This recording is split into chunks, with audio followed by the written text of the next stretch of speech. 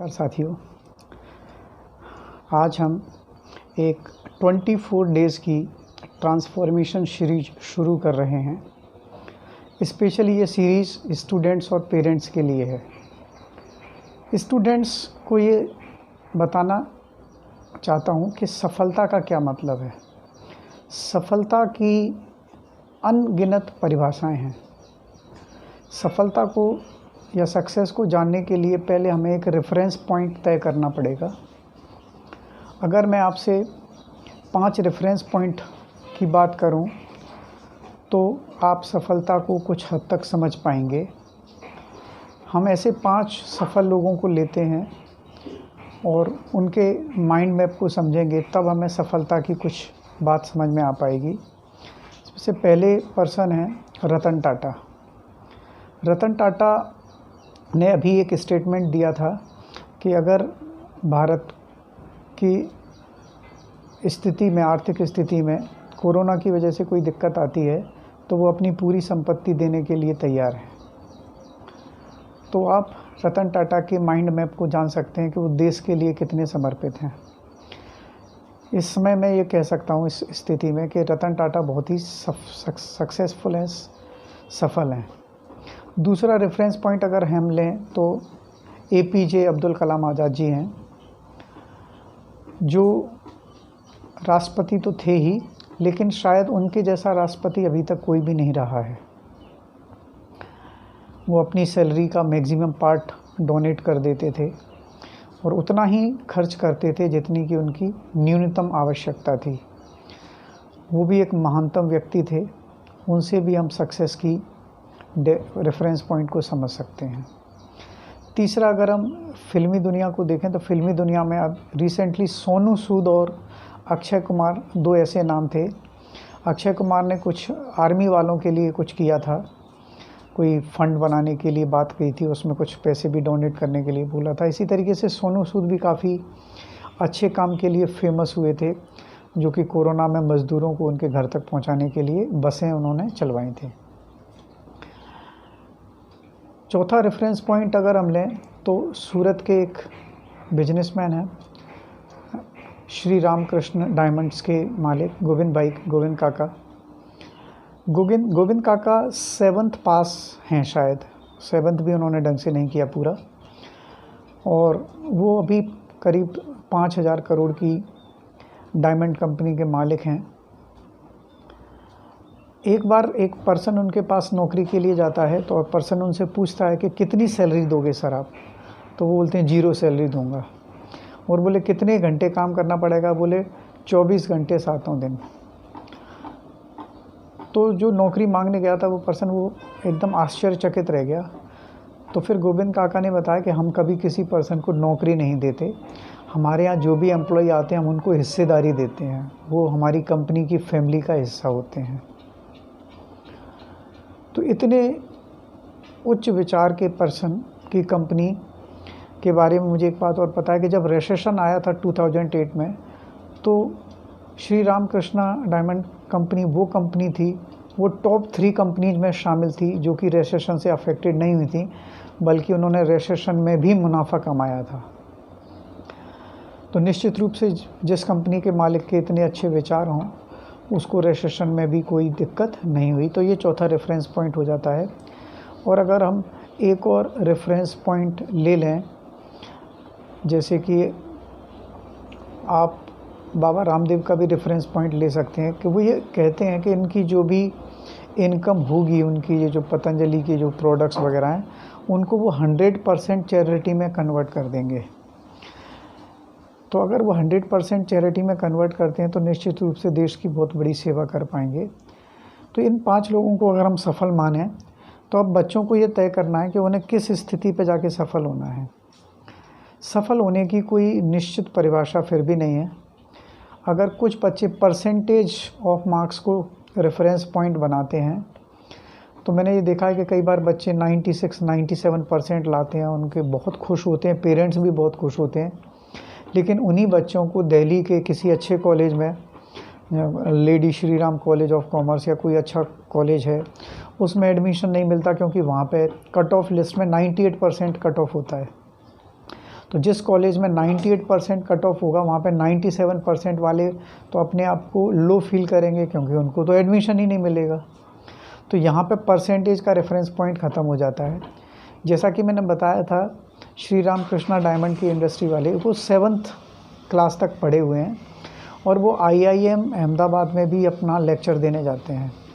माने जो लोग MBA एक्सपर्टाइज करने वाले हैं उनको भी वो सिखाते हैं और ख़ुद 7th तक पढ़े हुए हैं।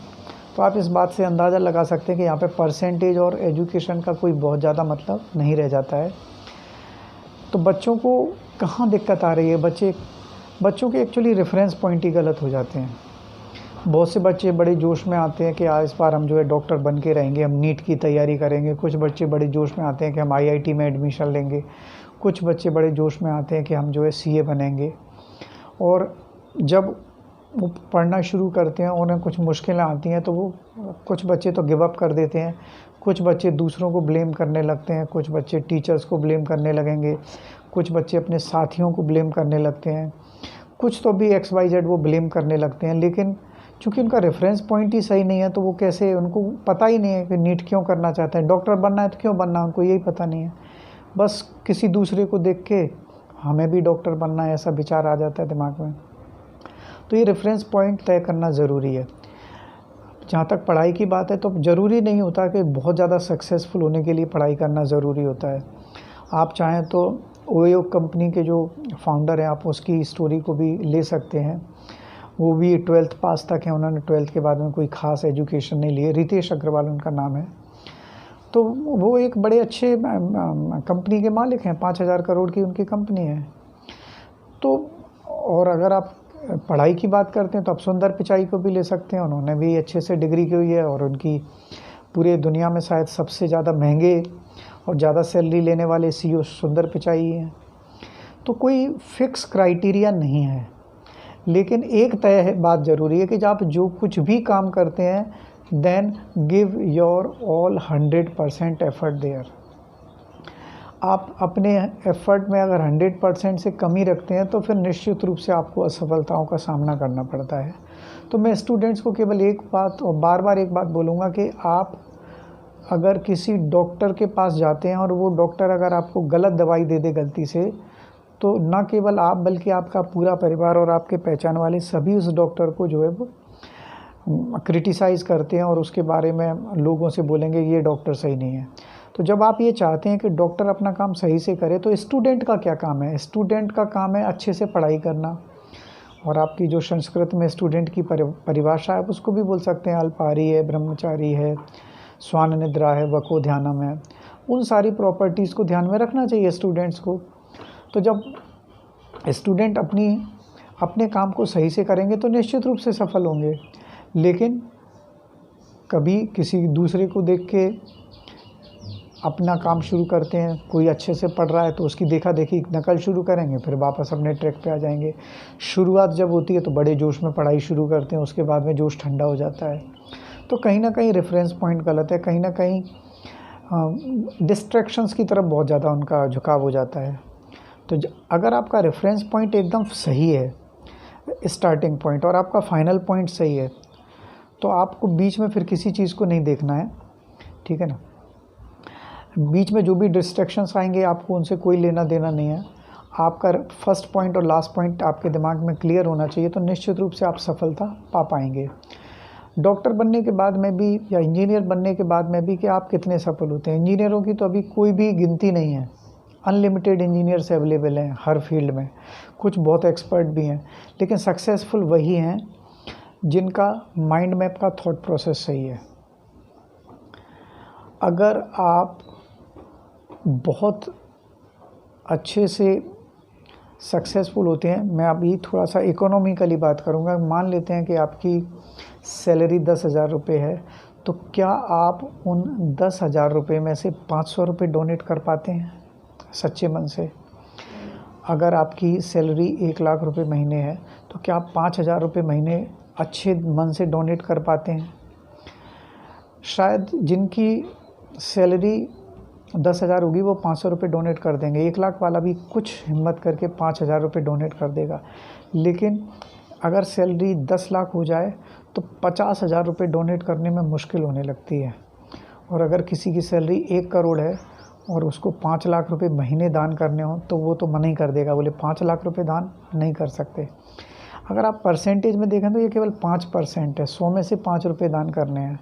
पर नहीं, वहाँ पे फिर से मन में लालच आने लगता है। अगर किसी की सैलरी 10 करोड़ रुपए महीने तो उसको 50 लाख रुपए डोनेट करने हैं, शायद नहीं करेगा वो। तो ऐसी स्थिति में मन लालच से भर जाता है। तो अपने मन को लालच से ना भरने दीजिए, तो आप निश्चित रूप से सफलता पा पाएंगे। मैं तो अभी बोल रहा हूँ कि अगर आपका मन अच्छा है तो आप 100 रुपये कमाते हैं तो 1 रुपये डोनेट करना शुरू करें, 5 रुपये ना करें, 1 रुपये डोनेट करना शुरू करें, पर उस पर स्टिक रहें। वो डोनेशन आप कहीं भी दे सकते हैं। कई बार रिलीफ फंड के लिए डोनेट करना होता है, कई बार प्राइम मिनिस्टर भी रिक्वेस्ट करते हैं रिलीफ फंड के लिए, कई बार सीएम लोग रिलीफ फंड के लिए, कई बार बहुत सी ऐसी संस्थाएं हैं इंडिया में जो कि इनकम टैक्स में भी रिबेट देती हैं और वो बड़े अच्छे अच्छे कामों में उस पैसे को यूज़ करती हैं। तो आप कहीं पे भी उस धन को यूज़ कर सकते हैं डोनेट करने के लिए। लेकिन आप ये तय मान के चलिए कि वो 1 रुपया आपका नहीं है, वो 1 रुपया आपको डोनेट ही करना है। और सफलता के लिए एक सबसे ज़्यादा इम्पोर्टेंट जो मैं मानता हूँ वो है purity of mind.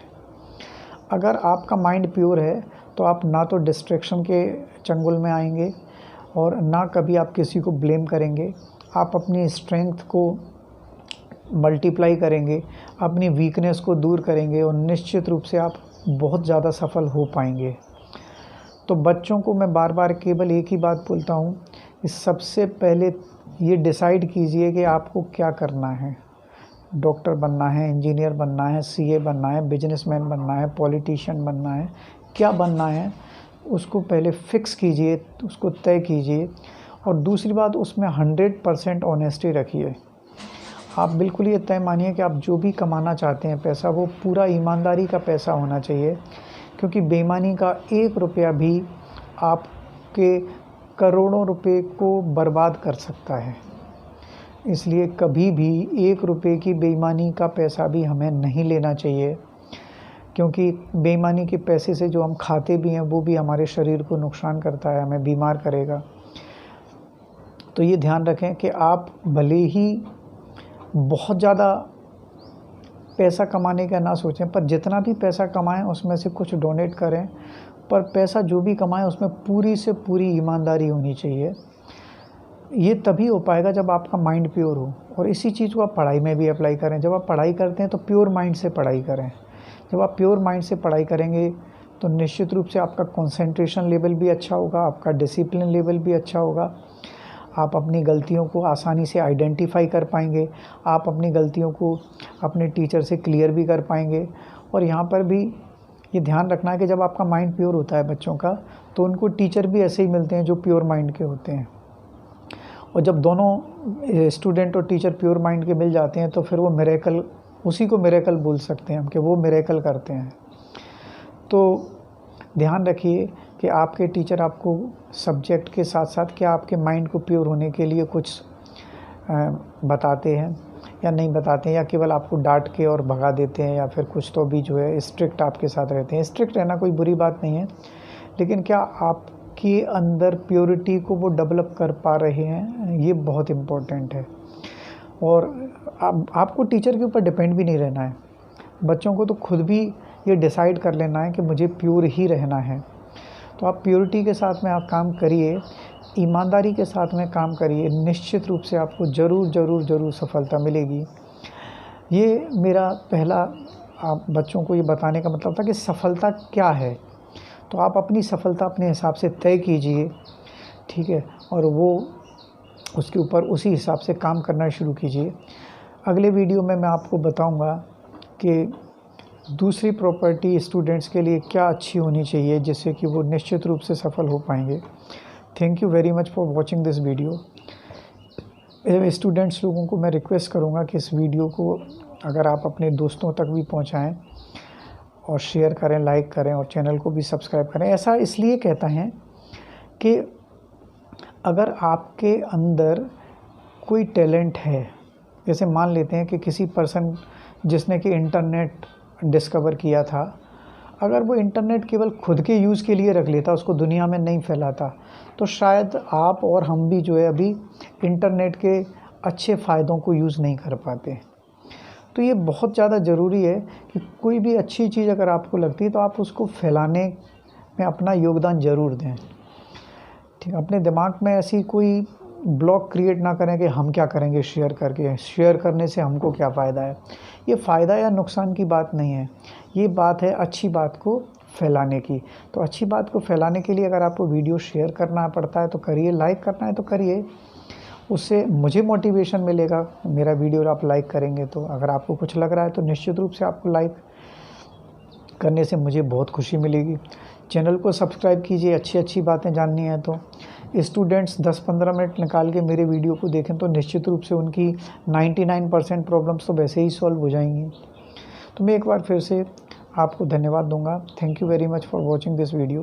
Please like कीजिए, शेयर कीजिए और मेरे चैनल को सब्सक्राइब कीजिए और जुड़े रहिए मेरे साथ और अपने आप को एक बहुत सफल बनाने के लिए आगे बढ़ते रहिए।